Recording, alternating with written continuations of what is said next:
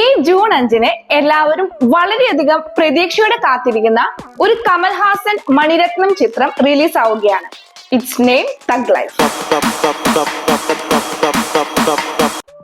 1987-ലെ നായകൻ എന്ന ചിത്രത്തിന് ശേഷം കമൽഹാസനും മണിരത്നവും വീണ്ടും ഒന്നിക്കുന്ന ഒരു ചിത്രമാണിത്.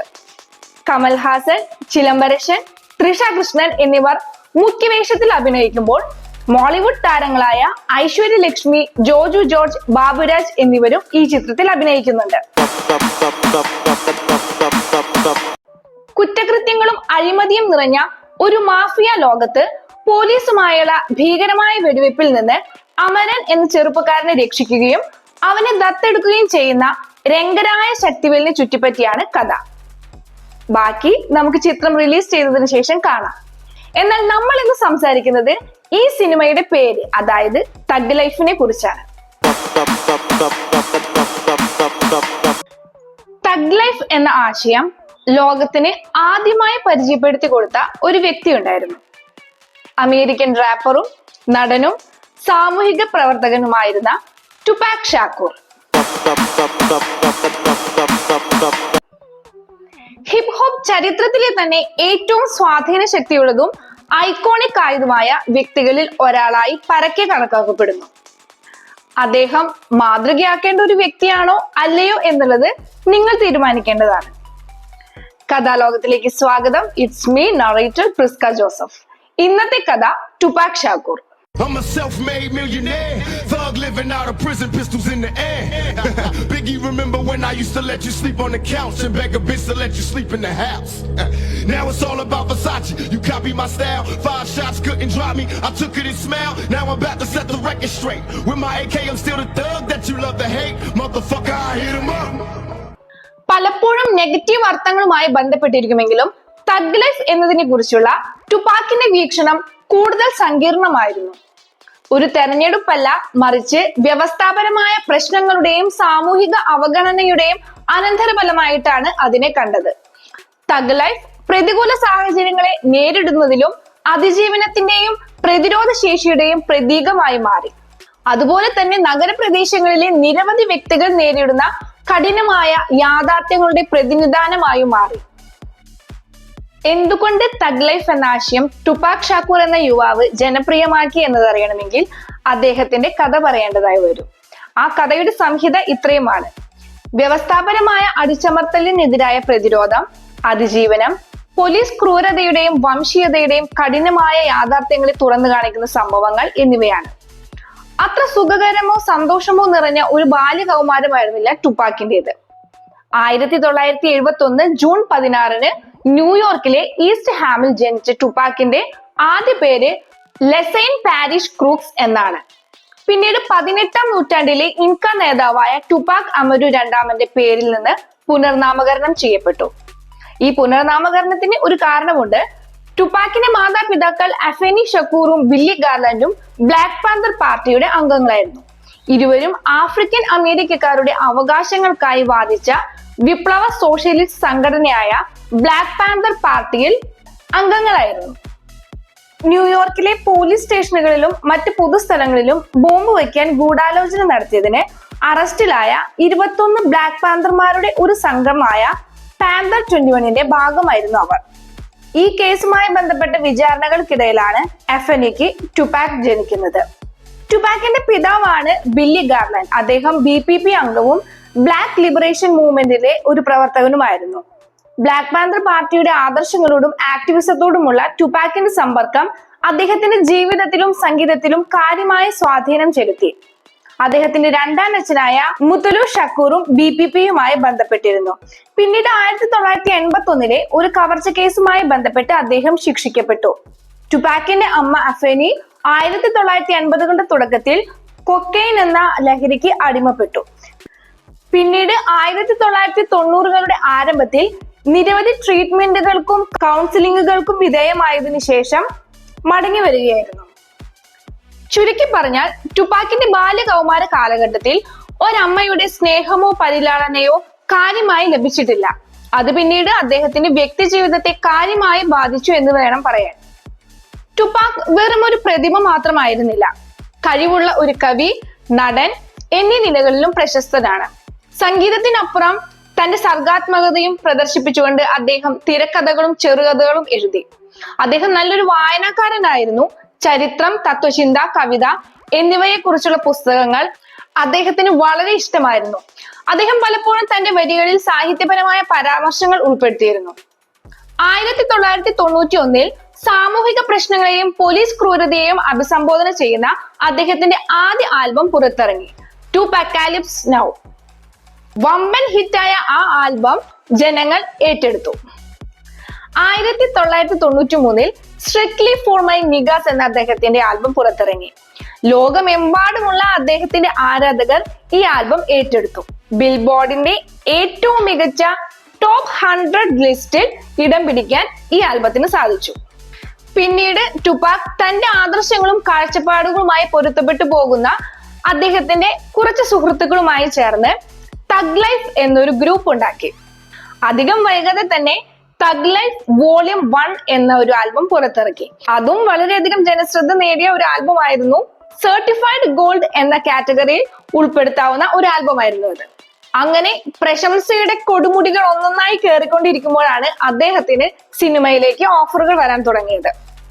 California love, how do you want it, all eyes are open me, the Don Killuminati, the 7th day theory എന്നീ ആൽബങ്ങൾ ഒന്നിനു പുറകെ ഒന്നായി ഇറക്കുകയും എല്ലാം ഒന്നിനോടൊന്ന് മെച്ചപ്പെട്ട നിലയിലാവുകയും വളരെയധികം പ്രശസ്തി അദ്ദേഹത്തിന് തേടിയെത്തുകയും ചെയ്തു. അങ്ങനെ അദ്ദേഹത്തിന് സിനിമ ഓഫറുകൾ വരാൻ തുടങ്ങിയപ്പോൾ ആ ഓഫറുകൾ അദ്ദേഹം സ്വീകരിക്കുകയും നടൻ എന്ന നിലയിൽ മികച്ച രീതിയിൽ പെർഫോം ചെയ്യാൻ സാധിക്കുകയും ചെയ്തിട്ടുണ്ട്. അങ്ങനെ വളരെ ചുരുങ്ങിയ കാലഘട്ടത്തിനുള്ളിൽ തന്നെ ഒരുപാട് മനുഷ്യ മനസ്സുകളെ കീഴടക്കാൻ ടുപാക് ഷാക്കൂറിന് സാധിച്ചിട്ടുണ്ട്. 1991 അഭിനയ രംഗത്തേക്ക് അദ്ദേഹം വരികയാണ്. നത്തിങ് ബട്ട് ട്രബിൾ എന്ന സിനിമയിൽ ഒരു കാമിയോ റോളിലാണ് അദ്ദേഹം ആദ്യമായി സ്ക്രീനിൽ പ്രത്യക്ഷപ്പെടുന്നത്. അതിനുശേഷം 1992 ജ്യൂസ് എന്ന സിനിമയിൽ റോളണ്ട് ബിഷപ്പ് എന്ന കഥാപാത്രത്തെ അദ്ദേഹം അവതരിപ്പിക്കുകയുണ്ടായി. നായകവേഷമാണ്. വളരെയധികം തന്മയത്വത്തോടു കൂടി അദ്ദേഹം അഭിനയിച്ചത് കൊണ്ട് തന്നെ ഒരു നടൻ എന്ന നിലയിൽ അദ്ദേഹം ജനശ്രദ്ധ നേടി. സ്ക്രീനിൽ അദ്ദേഹത്തിന്റെ കഴിവും കരിഷ്മയും പ്രകടിപ്പിക്കുന്ന മികച്ച വേഷങ്ങളിൽ ഒന്നായി ബിഷപ്പ് ഇന്നും കണക്കാക്കപ്പെടുന്നു. വലിയൊരു സുഹൃത്ത് വലയം ഉണ്ടായിരുന്ന ഒരു വ്യക്തിയായിരുന്നു ടുപാക്. അതിലൊരു പ്രധാനപ്പെട്ട വ്യക്തിയായിരുന്നു മൈക്ക് ടൈസൺ. ആ കാലഘട്ടത്തിൽ തന്നെ ക്വീൻ ഓഫ് പോപ്പ് എന്നറിയപ്പെടുന്ന മഡോണയുമായി അദ്ദേഹം ഡേറ്റിംഗിലായിരുന്നു എന്നും പറയപ്പെട്ടിട്ടുണ്ട്. പിന്നീട് അധികം വൈകാതെ തന്നെ ആ ഒരു ബന്ധം ബ്രേക്കപ്പ് ആവുകയാണ് ചെയ്തത്. പിന്നീട് അദ്ദേഹം മറ്റൊരു വിവാഹം കഴിക്കുന്നു. എന്നാൽ അതത്ര വിജയകരമായി മുന്നോട്ട് പോയില്ല. ആ ബന്ധം വേർപെടുത്തേണ്ടി വന്നു. ഇതിനിടയിൽ മരിജ്വാന എന്നറിയപ്പെടുന്ന ഒരു ലഹരിക്ക് അദ്ദേഹം അടിമപ്പെട്ടു. അദ്ദേഹത്തിന്റെ കരിയറിനെയും പേഴ്സണൽ ലൈഫിനെയും കാര്യമായി തന്നെ ബാധിച്ച ഒരു പ്രശ്നമായിരുന്നു ഈ ലഹരി. ഒരുപാട് പ്രശസ്തിയിൽ ജീവിക്കുന്നതിനിടയിലാണ് വളരെ മോശകരമായ ചില സാഹചര്യങ്ങളെ അദ്ദേഹത്തിന് നേരിടേണ്ടി വന്നത്. അല്ലെങ്കിൽ അദ്ദേഹത്തിന്റെ ഭാഗത്തു നിന്നുണ്ടായ ചില ഗൗരവമായ വീഴ്ചകൾ. അതിലൊന്ന് 1992 അദ്ദേഹത്തിന്റെ ആദ്യത്തെ ആൽബം ഹിറ്റായി നിൽക്കുന്ന ആ ഒരു കാലഘട്ടത്തിൽ ഒരിക്കൽ ന്യൂയോർക്കിലെ ഒരു 6 വയസ്സുകാരന്റെ മരണം സ്ഥിരീകരിക്കുകയാണ്. അത് തലച്ചോറിൽ ഒരു ബുള്ളറ്റ് കയറിയിട്ടാണ് ആ കുഞ്ഞ് മരിക്കുന്നത്. അതിനുശേഷം ആ ബുള്ളറ്റിനെ പരിശോധിച്ചപ്പോൾ അത് ടുപാക് ഷാക്കൂറിന്റെ പേരിൽ ലൈസൻസ് ഉള്ള ഒരു തോക്കിൽ നിന്നാണ് ആ വെടി ഉതിർത്തതെന്ന് മനസ്സിലായി. പിന്നീട് കൂടുതൽ ചോദ്യം ചെയ്യലിൽ ടുപാക്കിന്റെ സ്റ്റെപ്പ് ബ്രദറിനെ പോലീസ് അറസ്റ്റ് ചെയ്യുകയും പിന്നീട് ആ കേസ് ഒത്തുതീർപ്പാക്കുന്നതിന് വേണ്ടി ഏകദേശം $5000 ആ കുട്ടിയുടെ അമ്മയ്ക്ക് കൊടുക്കേണ്ടി വന്നിട്ടുണ്ട്. പിന്നീട് അദ്ദേഹത്തിന്റെ പേരിന് കോട്ടം തട്ടുന്ന രീതിയിലുണ്ടായ മറ്റൊരു സംഭവമാണ് 94 ഒരു പെൺകുട്ടിയെ അദ്ദേഹം റേപ്പ് ചെയ്യുകയും അതുമായി ബന്ധപ്പെട്ട് ഏകദേശം ഒരു 7-8 മാസത്തോളം ജയിലിൽ കിടക്കേണ്ടിയും വന്നിട്ടുണ്ട്. അതുപോലെ മറ്റൊരു സംഭവം ഉണ്ടായത്, ഒരിക്കൽ ഇദ്ദേഹം ഒരു വലിയ പാർട്ടിക്ക് ശേഷം സ്വന്തം കാറിൽ ഡ്രൈവ് ചെയ്ത് വരികയായിരുന്നു. അപ്പോൾ ഓഫ് ഡ്യൂട്ടിയിലായിരുന്ന പോലീസുകാരെ അദ്ദേഹം കാണുകയും അവർക്ക് നേരെ പ്രത്യേകിച്ച് ഒരു കാരണവുമില്ലാതെ വെടിയുതിർക്കുകയും ചെയ്തിട്ടുണ്ട്. ആ ഒരു കേസും അദ്ദേഹത്തിന് ഒത്തുതീർപ്പാക്കേണ്ടതായി വന്നു. അതും കോടതിക്ക് പുറത്ത് വെച്ച് നല്ലൊരു തുക കെട്ടിവെച്ചതിന് ശേഷമാണ് ആ കേസിൽ നിന്ന് അദ്ദേഹം തടിയൂരിയത്. അങ്ങനെ പ്രസിദ്ധിയോടൊപ്പം തന്നെ ഒരുപാട് കുപ്രസിദ്ധമായ കഥകളും അദ്ദേഹത്തെ ചുറ്റിപ്പറ്റിയുണ്ട്. അദ്ദേഹവുമായി ബന്ധപ്പെട്ട മറ്റൊരു കാര്യം, 1994 അദ്ദേഹം ഒരു TV ഇന്റർവ്യൂവിന് വന്നിരിക്കുകയായിരുന്നു. ആ സമയത്ത് ആ ഇന്റർവ്യൂവർ അദ്ദേഹത്തോട് ചോദിച്ചു, 15 വർഷങ്ങൾക്ക് ശേഷം താങ്കളുടെ ജീവിതം എങ്ങനെയായിരിക്കും, അല്ലെങ്കിൽ താങ്കൾ ആരായി തീരും എന്നുള്ള ഒരു ചോദ്യമുണ്ടായിരുന്നു. ആ ചോദ്യത്തിന് അദ്ദേഹം പറഞ്ഞ മറുപടി ഇങ്ങനെയാണ്: ഞാൻ മിക്കവാറും ഏതെങ്കിലും ഒരു സെമിത്തേരിയിലായിരിക്കും എന്നാണ്. ചുരുക്കി പറഞ്ഞാൽ അദ്ദേഹത്തിന്റെ മരണത്തെ മുന്നിൽ കണ്ടുകൊണ്ട് അദ്ദേഹത്തിന്റെ മരണം അദ്ദേഹം പ്രവചിച്ചതായിട്ടാണ് എല്ലാവരും കരുതുന്നത്. അറം പറ്റുന്ന വാക്കുകൾ എന്ന് പറഞ്ഞ പോലെ പിന്നീട് 2 വർഷങ്ങൾക്കുള്ളിൽ അദ്ദേഹം മരണപ്പെടുകയാണ് ചെയ്തത്. പ്രശസ്തിയുടെ അങ്ങേയറ്റം ഉയരങ്ങളിൽ നിൽക്കുന്ന ഒരു സമയത്താണ് മരണം അദ്ദേഹത്തിന്റെ ജീവിതത്തിലേക്ക് വരുന്നത്. അതിനുശേഷം 1995 വൈബ് എന്ന മാഗസിനു വേണ്ടി അദ്ദേഹം ഒരു ഇന്റർവ്യൂ നൽകി. ആ ഇന്റർവ്യൂവിൽ അദ്ദേഹം പറഞ്ഞത് എങ്ങനെയാണ്, അതായത് ഇതാണ് എന്റെ ജീവിതത്തിലെ അവസാനത്തെ ഇന്റർവ്യൂ. ഇനി ഒരു ഇന്റർവ്യൂ ഒരു പക്ഷെ എന്റെ ജീവിതത്തിൽ ഉണ്ടാവണമെന്നില്ല. അതുകൊണ്ട് തന്നെ അദ്ദേഹം പറയാൻ ആഗ്രഹിച്ച ഒരുപാട് കാര്യങ്ങൾ, തന്നെ കുറിച്ചുള്ള തെറ്റായ ധാരണകള്, മുൻവിധികള്, പല അബദ്ധ പ്രചരണങ്ങള്, ഇതിനെതിരെ അദ്ദേഹം സത്യസന്ധമായി എന്താണ് തന്റെ ലൈഫിൽ സംഭവിച്ചുകൊണ്ടിരിക്കുന്നത് എന്ന് തന്റെ കോടാനുകൂടി ആരാധകരെ അറിയിക്കുക എന്ന ലക്ഷ്യത്തോടു കൂടിയാണ് അന്ന് അദ്ദേഹം ആ ഇന്റർവ്യൂ അറ്റൻഡ് ചെയ്തത്. പക്ഷേ ടുപാക്കിന് തന്റെ ജീവിതത്തിൽ ഉണ്ടായിരുന്ന പല ഭീഷണികളെയും വെല്ലുവിളികളെയും പല പ്രതിസന്ധികളെയും മുന്നിൽ കണ്ടുകൊണ്ടായിരിക്കാം അദ്ദേഹം ഇത്തരം ഒരു പ്രസ്താവനയുമായി മുന്നോട്ട് വന്നത്. അതായത് ഈ ഇന്റർവ്യൂ അദ്ദേഹത്തിന്റെ ജീവിതത്തിലെ അവസാന ഇന്റർവ്യൂ ആണെന്നാണ് അദ്ദേഹം പറഞ്ഞത്. അത് അങ്ങനെ തന്നെയായിരുന്നു. പിന്നീട് അദ്ദേഹം മറ്റൊരു ആൽബം ഇറക്കുകയാണ്. അതിന്റെ പേര് അയാൻ മാഡഡ് ചാ എന്നാണ് ആ ആൽബത്തിന്റെ പേര്. അതിന്റെ കണ്ടന്റ് ഇങ്ങനെയാണ്: തന്റെ മരണത്തിന് ശേഷമുള്ള തന്റെ ജീവിതമാണ് അദ്ദേഹം അതിൽ ഉടനീളം ചിത്രീകരിച്ചത്. അതായത് മരണത്തിന് ശേഷം തന്റെ പ്രിയപ്പെട്ടവരുടെ, തന്റെ ആരാധകരുടെ, ഇവരുടെയൊക്കെ ജീവിതം, ചിന്താഗതി, അതാണ് ഈ വീഡിയോയിലുടനീളം അദ്ദേഹം ചിത്രീകരിച്ചത്. അങ്ങനെ ഈ വീഡിയോയുടെ ചിത്രീകരണം പൂർത്തിയാവുകയാണ്. അതിനുശേഷം ഏതാനും ദിവസങ്ങൾ പിന്നിട്ട്, അതായത് കൃത്യമായി പറഞ്ഞാൽ 1996 സെപ്റ്റംബർ 7 അദ്ദേഹത്തിന്റെ ഒരു ബിസിനസ് പാർട്ട്ണറുടെ ബർത്ത്ഡേ സെലിബ്രേഷന് പോവുകയാണ്. രാത്രിയായിരുന്നു സംഭവം. അദ്ദേഹം ആ പാർട്ടിയിൽ പങ്കെടുത്തതിന് ശേഷം തിരിച്ചു വരുമ്പോഴാണ് അദ്ദേഹത്തിന്റെ ഉറ്റ സുഹൃത്തായ മൈക്ക് ടൈസന്റെ ഒരു മാച്ച് നടക്കുന്ന കാര്യം അദ്ദേഹം ഓർത്തത്. പിന്നീട് ഒന്നും നോക്കിയില്ല, നേരെ ആ മാച്ച് കാണാനായി പോകുന്നു. അവിടെ ചെല്ലുന്നു, മാച്ച് കാണുന്നു, സന്തോഷത്തോടു കൂടി തിരിച്ചു വരുന്നു. എന്നാൽ ആ മടക്ക യാത്രയിൽ അദ്ദേഹം കാറുമായി യാത്ര ചെയ്യുന്നതിനിടയിൽ ഒരു ട്രാഫിക് സിഗ്നലിൽ വണ്ടി നിർത്തിയിടുകയാണ്. ആ സമയത്ത് ഏതാനും അക്രമകാരികൾ അദ്ദേഹത്തിന്റെ കാറിന് നേരെ വരികയും വെടിയുതിർക്കുകയുമാണ് ചെയ്തത്. 4 ബുള്ളറ്റുകളാണ് അദ്ദേഹത്തിന്റെ ശരീരത്തിൽ തറച്ചത്. അദ്ദേഹം മരണപ്പെടുന്നു. സാധാരണയായി എവിടെ പോകുമ്പോഴും സ്വന്തം ബോഡി ഗാർഡ്സിനെ കൊണ്ട് പോകാറുണ്ടായിരുന്ന ടുപാക് അന്ന് ആ പാർട്ടിക്ക് ശേഷം തന്റെ ഗേൾ ഫ്രണ്ടിനെ അവരുടെ വീട്ടിലേക്ക് കൊണ്ടുപോകുന്നതിനായി ആ ബോഡി ഗാർഡ്സിനെ അവരുടെ കൂടെ അയക്കുകയായിരുന്നു. അതുകൊണ്ട് തന്നെ അക്രമകാരികൾ ആരാണെന്നോ അവരുടെ ഇന്റൻഷൻ എന്തായിരുന്നു എന്നോ ഒന്നും തന്നെ ആർക്കും മനസ്സിലാക്കാൻ സാധിച്ചിട്ടില്ല. വളരെ പെട്ടെന്ന് തന്നെ അദ്ദേഹത്തെ തൊട്ടടുത്തുള്ള ഏറ്റവും വലിയൊരു ഹോസ്പിറ്റലിലേക്ക് കൊണ്ടുപോയി. അദ്ദേഹത്തിന് രക്ഷപ്പെടുത്താനായി കൊടുക്കാവുന്ന എല്ലാ ട്രീറ്റ്മെന്റുകളും സർജറികളും എല്ലാം ചെയ്തു. എന്നിരുന്നാലും അദ്ദേഹത്തെ രക്ഷപ്പെടുത്താൻ സാധിച്ചില്ല. അങ്ങനെ അദ്ദേഹം പ്രവചിച്ചതുപോലെ തന്റെ 25-ാം വയസ്സിൽ പ്രശസ്തിയുടെ അങ്ങേയറ്റം ഉയരങ്ങളിൽ നിൽക്കുന്ന സമയത്ത് അദ്ദേഹം മരണത്തിന് കീഴടങ്ങുകയാണ് ഉണ്ടായത്. ലോകം കണ്ടിട്ടുള്ളതിലേക്ക് വെച്ച് ഏറ്റവും വലിയ ഒരു റാപ്പർ ആയിരുന്നു അദ്ദേഹം. ഏറ്റവും കൗതുകകരമായ കാര്യം എന്ന് പറയട്ടെ, ഇപ്പോഴും അദ്ദേഹത്തിന്റെ മരണ കാരണമോ അദ്ദേഹത്തെ കൊലപ്പെടുത്തിയത് ആരാണെന്നോ കൃത്യമായി പോലീസിനോ മറ്റു ഫോഴ്സിനോ കണ്ടുപിടിക്കാൻ സാധിച്ചിട്ടില്ല എന്നുള്ളതാണ്. അദ്ദേഹം മടങ്ങി വരുമെന്ന പ്രതീക്ഷയിൽ ലോകം അദ്ദേഹത്തെ കാത്തിരിക്കുകയാണ്.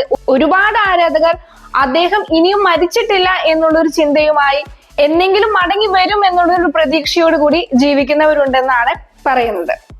ടുപാക്കിന് തന്റെ ആദ്യ സിനിമയിൽ അഭിനയിക്കുന്നതിനുള്ള അവസരം ഒരുക്കി കൊടുത്തതിന് പുറകിൽ ഒരു അധോലോകമുണ്ടെന്നും അവരുടെ ഒരു ഇൻഫ്ലുവൻസ് ആണ് അദ്ദേഹത്തെ മയക്കുമരുന്നിനും മദ്യത്തിനും അടിമയാക്കിയതെന്നും റിപ്പോർട്ടുകൾ പറയുന്നുണ്ട്.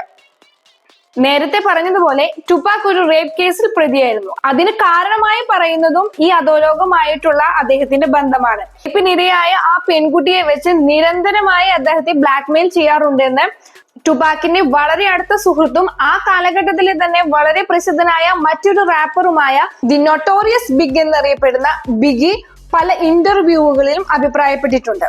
ഇങ്ങനെയൊക്കെയാണെങ്കിലും കൊലപാതകികൾ ആരാണെന്ന് കണ്ടെത്താൻ കഴിഞ്ഞില്ലെങ്കിലും ഏറ്റവും കൂടുതൽ എല്ലാവരും ചർച്ച ചെയ്യപ്പെട്ട ഒരു പേരാണ് നേരത്തെ പറഞ്ഞ ദി നൊട്ടോറിയസ് ബിഗ് എന്നറിയപ്പെടുന്ന ബിഗിയുടേത്. കാരണം ഒരവസരത്തിൽ ഒരു കാലഘട്ടത്തിൽ ഇവർ അങ്ങേയറ്റം അടുത്ത സുഹൃത്തുക്കളായിരുന്നു. പിന്നീട് എന്തൊക്കെയോ ചില കാരണങ്ങളാൽ ഇവർ തെറ്റിപ്പിരിയുകയും അത് ബിഗിയുടെ ഇടയിൽ ഒരു വൈരാഗ്യം സൃഷ്ടിക്കുകയും ചെയ്യാനുള്ള കാരണം അതാണെന്നും പൊതുവെ പറയപ്പെടുന്നുണ്ടായിരുന്നു. എന്നാൽ ടുപാക്കിന്റെ മരണശേഷം ഏകദേശം 6 മാസങ്ങൾക്ക് ശേഷം പോലുള്ള ഒരു സാഹചര്യത്തിൽ, അതായത് ചില അക്രമകാരികളുടെ വെടിവയ്പിൽ അദ്ദേഹം മരണപ്പെടുകയാണ് ഉണ്ടായത്. ടുപാക്കിന്റെ മരണശേഷമാണ് അദ്ദേഹം മുൻകൂട്ടി റെക്കോർഡ് ചെയ്തു വെച്ച ഏകദേശം 5ഓളം ആൽബങ്ങൾ റിലീസ് ചെയ്യുന്നത്. അത് വളരെയധികം ഹിറ്റായിരുന്നു. മരണശേഷം റിലീസ് ചെയ്ത ഈ 5 ആൽബങ്ങളും വളരെയധികം ഹിറ്റാവുകയും പ്ലാറ്റിനം സർട്ടിഫൈഡ് ആൽബങ്ങളുടെ ലിസ്റ്റിൽ ഉൾപ്പെട്ടവയുമായിരുന്നു. തഗ് ലൈഫ് എന്ന് തന്റെ ശരീരത്തിൽ പച്ച കുത്തിയ ടുപാക് തന്റെ ജീവിതത്തിലൂടെ, തന്റെ അനുഭവങ്ങളിലൂടെ ലോകത്തിന് തഗ് ലൈഫ് എന്താണെന്ന് കാണിച്ചു കൊടുക്കുകയായിരുന്നു. ദരിദ്ര പ്രദേശങ്ങളിൽ താമസിക്കുന്നവർ അനുഭവിക്കുന്ന പ്രയാസകരമായ സാഹചര്യങ്ങളെയും വെല്ലുവിളികളെയും ഗുണ്ടാ സംസ്കാരത്തിന്റെ യാഥാർത്ഥ്യങ്ങളെയും അദ്ദേഹം ഇതിലൂടെ പ്രതിഫലിപ്പിക്കുകയായിരുന്നു. മരിച്ചിട്ടും മരണം ഒരിക്കലും അംഗീകരിക്കാനാകാത്ത ഒരു കൂട്ടം ജനങ്ങൾ ഇന്നും അദ്ദേഹത്തിന്റെ തിരിച്ചുവരവിനായി കാത്തിരിക്കുന്നുണ്ട്. സ്വന്തം കവിതകളിലൂടെയും ആൽബങ്ങളിലൂടെയും അദ്ദേഹം ജീവിച്ചു വന്ന, അദ്ദേഹം നേരിട്ട പല പ്രതിസന്ധികളെയും ലോകത്തെ കാണിക്കാൻ അദ്ദേഹം ശ്രമിച്ചിട്ടുണ്ട്. അദ്ദേഹത്തിന്റെ ജീവിതമാണ് ശരിക്കും തഗ് ലൈഫ്. കഥാലോകത്തിൽ മറ്റൊരു കഥയുമായി വീണ്ടും കാണാം. Until next time, stay curious, stay inspired, stay tuned. Thank you.